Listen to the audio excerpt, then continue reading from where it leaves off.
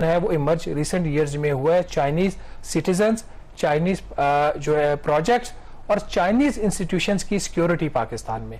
अब ये इतना बड़ा एक मसला ये बन चुका है कि चाइना जब तक 100% सेटिस्फाइड नहीं होगा कि उसकी इमलाक और उसके शहरी पाकिस्तान में महफूज हैं, वो फर्दर कोई सीपेक में एक्सपेंशन की बात नहीं करेगा। मस्तूंग धमाके का एक और जख्मी दम तोड़ गया। इस तरह शौदा की तादाद 55 हो गई है। पाकिस्तान में इतने दुख भरे दो वाकयात हुए हैं, मेरा ख्याल है कि कोई मुसलमान शायद इनको बर्दाश्त ना कर सके। और आज के दिन जो दो वाक़यात हुए हैं ये एक बड़े अफसोसनाक वाक़यात हैं, लेकिन मुझे यकीन है कि पूरी कौम अपनी पाक फ़ौज के साथ खड़ी होकर इसके ऊपर भी चीन के कुछ पाकिस्तान के कुछ तहफ़्फ़ुज़ात थे, उसको फाइनली मिनट से निकाल दिया गया। जो मेटालिक आपके मिनरल्स हैं उसके हवाले से पाकिस्तान चाह रहा था कि कुछ एक आध प्रोजेक्ट शुरू हो जाए।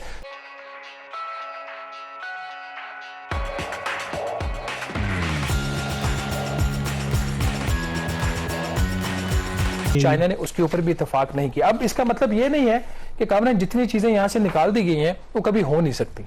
अगर पाकिस्तान बेहतर तरीके से अपनी तैयारी कर ले, इन तमाम चीजों के ऊपर चाइनीज जो कंसर्न्स हैं और आपकी जो वायबिलिटी है इकोनॉमिक, उसको अब प्रूव कर दें to Chinese in the concern joint working group meeting, तो हो सकता है ये चीज कल जेसीसी में, जब भी जेसीसी उसमें चली जाए। ये हम अगर नहीं करेंगे तो फिर इसके ऊपर जो प्रोग्रेस है it will be quite difficult. और सबसे बड़ी बात, दो इस वक्त जो चाइना के सबसे बड़े कंसर्न्स हैं, नाज़रीन इसको आप जो भी कहें, अमेरिकन साजिश कह लें, इंडिया साजिश कह लें, पाकिस्तानी मीडिया की नेगेटिविटी कह लें, कुछ भी आप ब्लेम कर लें, जो चीज पाकिस्तान ने साइन की हुई इसको इंप्लीमेंट करना पड़ेगा। दो चाइनीज कंसर्न है। नंबर वन, उनका जो कंसर्न है इस वक्त के जो पाकिस्तान ने 2015 के एनर्जी एग्रीमेंट्स किए हुए हैं, उसके तहत जो इंडिपेंडेंट पावर प्रोड्यूसर, जो चाइनीज पावर प्लांट्स पाकिस्तान लगे हुए हैं, उनकी अदायगियां होनी थी, एक रिवॉल्विंग फंड बनना था, उस तरीके से वो अदायगियां नहीं हो रही। चाइना का ये सबसे बड़ा कंसर्न है कि आप अपनी जो एग्रीमेंट्स हैं उनको इंप्लीमेंट नहीं करते। दूसरा जो चाइनीज कंसर्न है वो इमर्ज रिसेंट ईयर्स में हुआ है। चाइनीज सिटीजन्स, चाइनीज जो है प्रोजेक्ट्स और चाइनीज इंस्टीट्यूशंस की सिक्योरिटी पाकिस्तान में।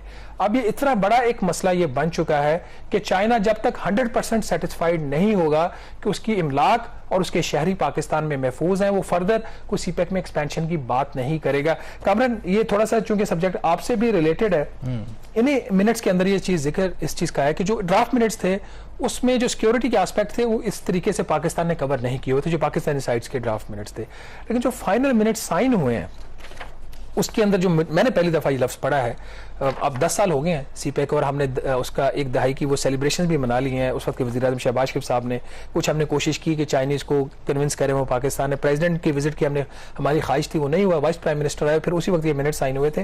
जो लफ्ज उन्होंने इस्तेमाल किया है कामरान, वो है चैलेंज्ड सिक्योरिटी जो सिचुएशन है उस पर पाकिस्तान और चाइना का अब इत्तेफाक है। जो लफ्ज इस्तेमाल हो, मतलब it's such a critical situation, और उसको फिर फर्दर बीफ अप करने के लिए बहुत सारे जो प्रोटोकॉल्स हैं उसमें उसके ऊपर इनका एक काइंड ऑफ आप कह सकते हैं कि एक अंडरस्टैंडिंग डेवलप हुई है पाकिस्तान की, और पाकिस्तान ने कहा है कि हम आपके जो कंसर्न्स हैं उसको एड्रेस करेंगे। उसमें एक एनहेंस्ड वर्क प्लान है जो अब पाकिस्तान इंप्लीमेंट करेगा, पहले भी करने जा रहा था। इसके अलावा जो बुलेट प्रूफ व्हीकल्स होंगी वो यूज होंगी चाइनीज जो नेशनल्स हैं उनकी मूवमेंट के लिए, और पाकिस्तान इस चीज को फैसिलिटेट करेगा और इजाजत देगा कि चाइनीज अगर इंपोर्टेड बुलेट प्रूफ व्हीकल्स करना चाह रहे हैं इंपोर्ट तो वो कर सकते हैं। दिस इज इंपॉर्टेंट, बट कुछ पाकिस्तान के भी जेन्युइन कंसर्न्स हैं। लेकिन उन कंसर्न से पहले आई थिंक ये जो अगर बिल्कुल आप ठीक कह रहे हैं कि लेटली दो इश्यूज तो आपने, एक आईपीपीज वाला इशू और दूसरा सिक्योरिटी वाला, लेटली ये मेजर एक स्टम्बलिंग ब्लॉक बन गए हैं। और आई थिंक चाइनीज के कंसर्न्स वैलिड भी हैं। आप बड़े वाकयात गुज़श्ता चंद सालों में देखें, थासू का वाकया हुआ, कराची चाइनीज जो कॉन्सुलेट है उस पर हमला हुआ, फिर जो इसी तरह से जो उनका लैंग्वेज कराची यूनिवर्सिटी में जो उनके प्रोफेसर को मारा गया, गवादर के अंदर इसी तरह के बहुत से वाकयात हुए। तो this is a serious concern, और I think it is good कि दोनों साइड्स एक्नॉलेज कर रही हैं कि ये एक डेंजर है। और सबको पता है कि जो बेल्ट एंड रोड इनिशिएटिव है, हॉस्टाइल फोर्सेस हैं, वो डेफिनेटली दे डोंट वांट कि ये इस तरह से सक्सेसफुल हो, और ये पाकिस्तान और चाइना की नाकामी होगी कि अगर हम उस थ्रेट को एक तो एंटिसिपेट नहीं करते और फिर उनको प्रीएम्प्ट नहीं करते। तो ये पाकिस्तान की ख्वाहिश और कोशिश भी रही, ऐसा नहीं है कि पाकिस्तान ने इसको सीपेक और सीपेक की सिक्योरिटी को कभी लाइट लिया है, लेकिन हम उस तरीके से या जो चाइनीज प्रोटोकॉल्स हैं सिक्योरिटी के हवाले से उनको इंप्लीमेंट नहीं कर पा रहे। हमने 2 स्पेशल सिक्योरिटी डिवीजन्स हमने नई बनाई आर्मी ने, उसकी एक्सपेंशन भी है फर्दर इन डिवीजन्स की और उनके जो अखराजात भी हैं। लेकिन पाकिस्तान का जो कंसर्न जिनका मैं जिक्र कर रहा था वो ये थे कि चाइनीज जो पाकिस्तान में रह रहे हैं वो एक स्कैटर्ड प्लेसेस पे रह रहे हैं। पाकिस्तानियों का ये ख्याल है कि अगर ये एक ऐसी जगह पे रहे जहां पे इनकी सिक्योरिटी इंश्योर करना हो बेहतर वो, और दूसरा लेबर जो है चाइनीज जो पाकिस्तान में आ रही है वो वायलेशन करते हुए पाए गए जो पाकिस्तानी लेबर लॉज हैं। तो उनके जब इस तरह की वायलेशंस करेंगे तो फिर लोकल जो कम्युनिटी है वहां से आपको सिक्योरिटी कंसर्न, कोई लड़ाई झगड़े इस किस्म की चीज हो सकती है, तो उस पर भी काबू पाने की जरूरत है। तो चाइनीज ने इंश्योर किया है कि वो इसके ऊपर पाकिस्तान के जो कंसर्न है वो एड्रेस करेंगे। बहरहाल एक दफ़ा फिर इन दहशत गर्दों का मुकाबला करेगी और पाकिस्तान से दहशत गर्दी का खात्मा करेगी।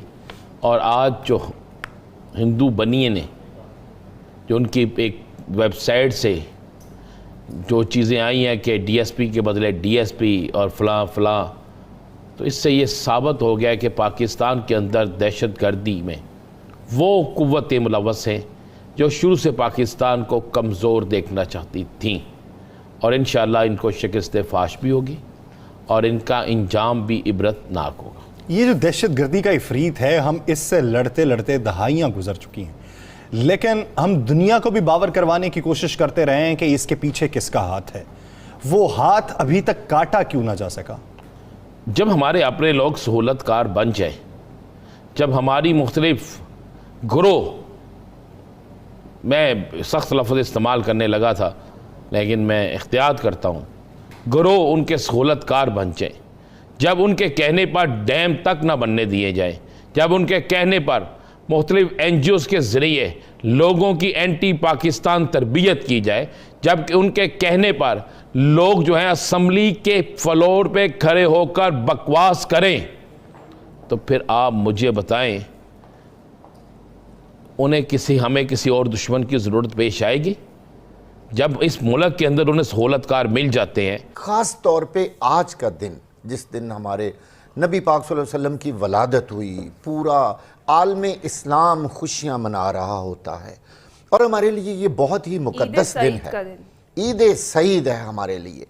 लेकिन वो कौन सा दुश्मन है छुपा हुआ, वो कौन है जालिम जो हमारे खून से खेल रहा है? हमें अपनी सफ़ों में भी देखना होगा, हमें अपने बॉर्डर्स को सिक्योर करना होगा, हमें देखना होगा कि इसके पीछे कौन है। हमारे मुल्क के बिल्कुल साथ हमारा एक हमसाया मुल्क भारत, जहाँ से ये बात आई है कि DSP फॉर DSP। कितने अफसोस की बात है कि 16 सितंबर को भारत में एक DSP जो है वो जाँ बहक हो गया, तो गालिबन उसके बदले में आज वहाँ पर एक DSP ने शहादत हासिल की।